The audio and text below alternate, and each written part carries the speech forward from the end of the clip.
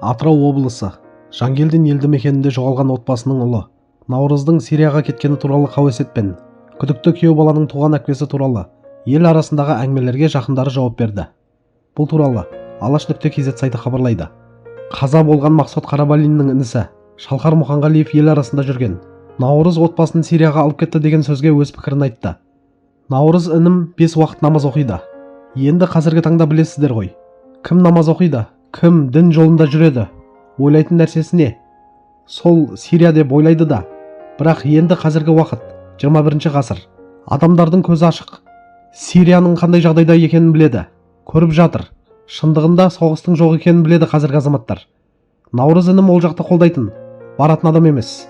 Отбасы трагедиясына басты күдікті деп танылған күйеу бала Сұлтан Сәрсемәлиевтің туған әпкесінің де Шам еліне барып, жусан операциясы арқылы оралған айтылады. Бұл туралы Сұлтанның әкесі былай деді. Оны бала шағасымен бірге күйеу алдап, қыдырамыз деп алып кеткен дейді. Түркия арқылы кеткен сияқты. Сосын ана жақтан документін құртып жіберген. Сол жақта қайтыс болыпты ғой күйеу бала. Ол туралы үйде әңгіме қозғамаймыз. Кейін кіші қызым, үлкен қызымды алып келіп, құжаттарын қайта жасатып берді, дейді ол. Қадірлі көрермендер, осындай ауыр әрі түсініксіз жағдайда түрлі әңгіме мен қауесеттің тарауы өкінішке қарай заңды құбылысқа айналып барады.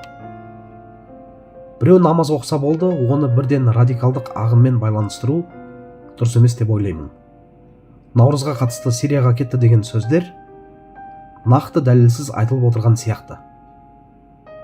Қарапайым тілмен айтсақ, дінді ұстану қылмыс емес. Ал адамның сеніміне қарап үкім шығару әділетсіз. Бұл отбасында онсыз да қайғы жеткілікті. Енді оған негізсіз күдік қосу ешкімге жақсылық әкелмейді деп ойлаймын. Күйеу баланың әпкесіне қатысты айтылып жүрген әңгімелерде өткен өмірдегі күрделі жағдайдың бір көрінісі сияқты. Ол жаққа қалай, қандай жағдайда барғанын отбасы ашық айтып отыр. Бұндай тағдырлар көп. Әсіресе алданған, сенген адамдар аз емес.